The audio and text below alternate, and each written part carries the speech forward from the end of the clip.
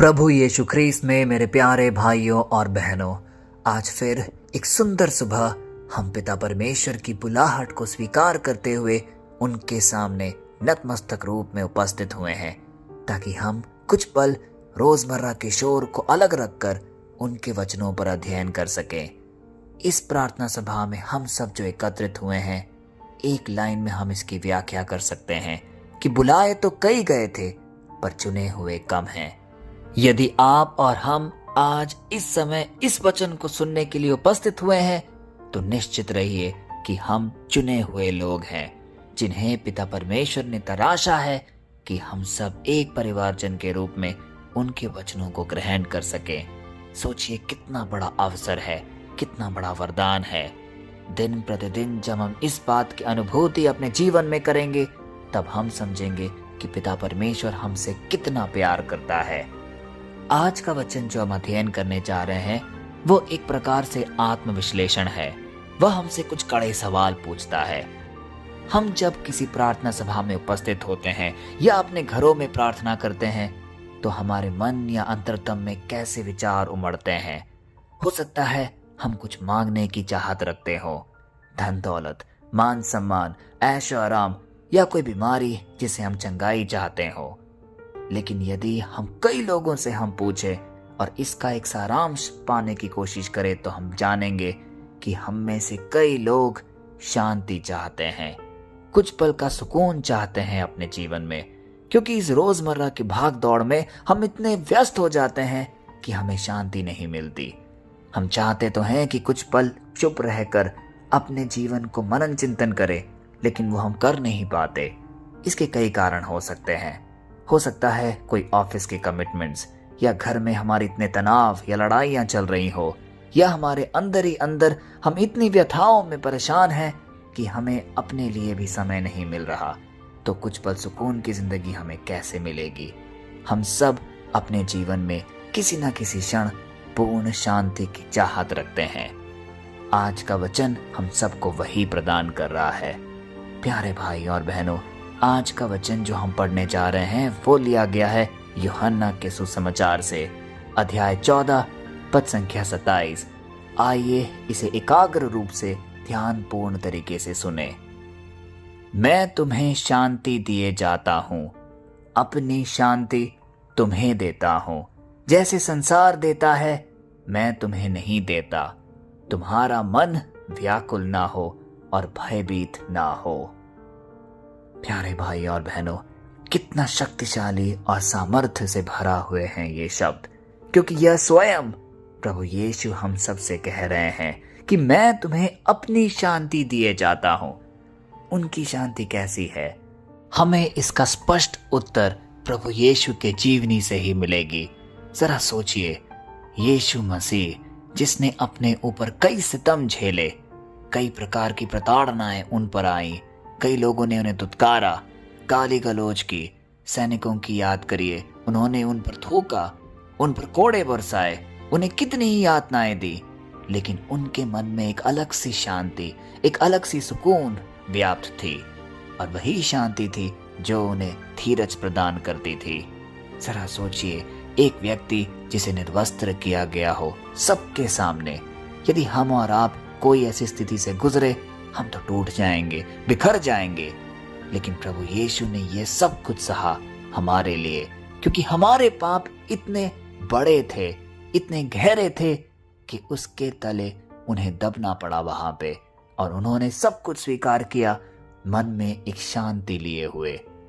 प्यारे भाई और बहनों, इसी शांति का हम आज इस वचन में जिक्र कर रहे हैं, क्योंकि जब यीशु ख्रीस्त हमसे कहते हैं, मैं तुम्हें शांति दिए जाता हूं, अपनी शांति तुम्हें देता हूं, यह कितना बड़ा आश्वासन है। यह साफ साफ हमें यह मार्गदर्शन कर रहा है कि प्रभु यीशु की शांति हमारे साथ व्याप्त है। यदि आज मैं और आप इस प्रार्थना सभा में उपस्थित हैं, तो विश्वास करिए कि पिता परमेश्वर की शांति हमारे साथ है। हम जब रोज पवित्र मिस्सा बलिदान में, हर रविवार में या किसी भी अलग दिन हम भाग लेते हैं, जब हम यह कहते हैं, प्रभु की शांति आपके साथ हो, हम एक दूसरे को देखकर शांति मिलाप करते हैं, तो वह सिर्फ एक रीति रिवाज नहीं है। अब से हर बार हमें ये मन में याद रखना होगा कि जब हम किसी व्यक्ति को शांति मिलाप करते हैं, उन्हें शांति प्रदान करते हैं, तो वह स्वयं पिता परमेश्वर की, प्रभु यीशु की शांति है जो हम किसी अगले व्यक्ति को दे रहे हैं, जिससे हमारा जीवन, उनका जीवन और कई अनेकों का जीवन बदलता रहता है। प्यारे भाइयों और बहनों, आगे वचन हमें आज के जीवन की सच्चाई से भी अवगत कराता है। प्रभु यीशु कह रहे हैं, तुम्हारा मन व्याकुल ना हो और भयभीत ना हो। इसका क्या तात्पर्य है? इसका मतलब वह जानते हैं कि हमारे जीवन में ऐसी कई घटनाएं घटित होती है जिससे हम थक जाते हैं, डर जाते हैं, अगला कदम भी बढ़ाने के लिए हिचकिचाते हैं। उसी संकोच से हमें दूर आने का ये आह्वान है, क्योंकि वह पहले ही हमें ये बता रहे हैं, हमें सतर्क कर रहे हैं कि तुम्हारा मन व्याकुल ना हो, भयभीत ना हो। और यह कब संभव है? हम भयभीत या व्याकुल सिर्फ एक ही सिचुएशन में नहीं हो सकते हैं, और वह है जब पिता परमेश्वर की शांति हमारे साथ उपस्थित हो। यदि हम कोई भी काम करने के लिए जाएं, ऑफिस का हो, घर का हो, या कोई भी एक नई डिसीजन लेने के लिए जाएं, यदि उसकी शांति का हम आह्वान करेंगे, उसकी शांति को अपने जीवन में करीब रखेंगे, तब हम यह पाएंगे कि हम कभी भी व्याकुल नहीं होंगे। कोई भी सिचुएशन हमारी लाइफ की हमें डरा नहीं सकती, हमें व्यथित नहीं कर सकती।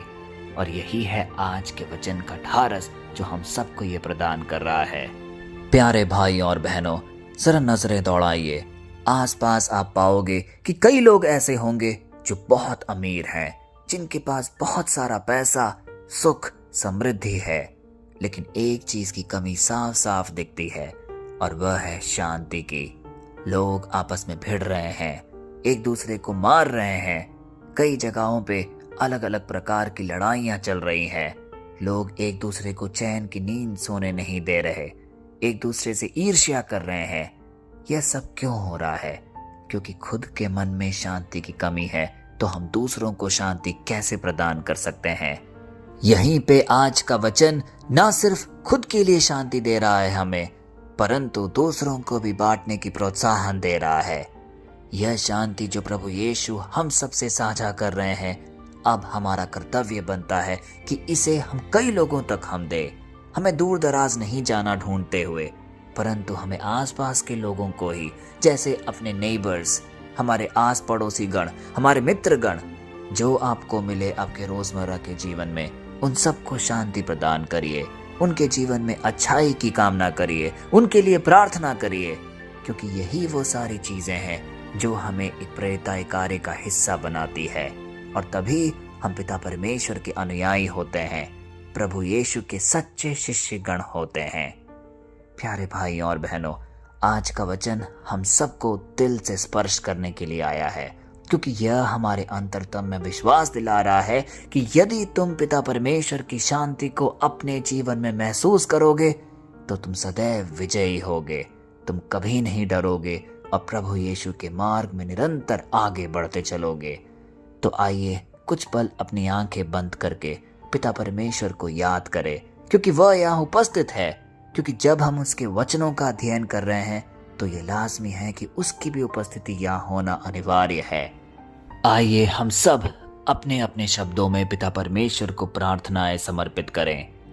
हे यीशु मसीह, आज हम तेरे इस वचन को अपने दिल की गहराइयों में उतरने देते हैं।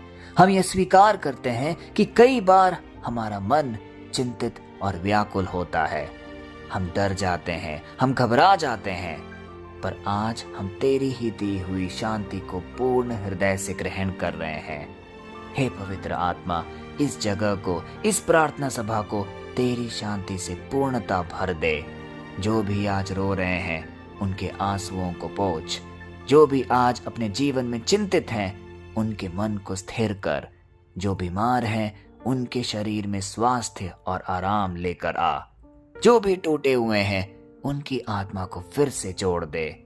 हे प्रभु यीशु, आज हम तेरे नाम से घोषणा करते हैं कि हम कभी भी व्याकुल नहीं होंगे, हम कभी नहीं डरेंगे, क्योंकि तू हमारी शांति है, तू हमारे साथ है, तो हमें किस बात का डरना।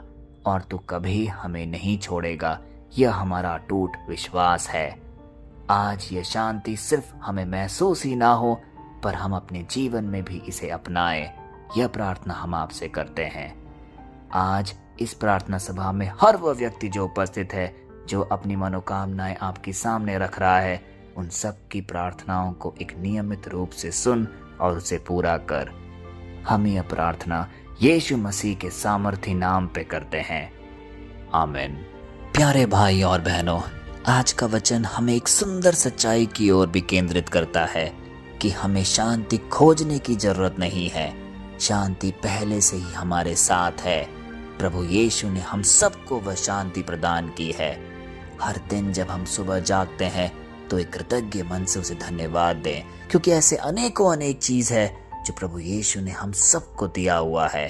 हमें सिर्फ उसे महसूस करना है और अपने जीवन को उसी प्रकार से आगे लेकर चलना है।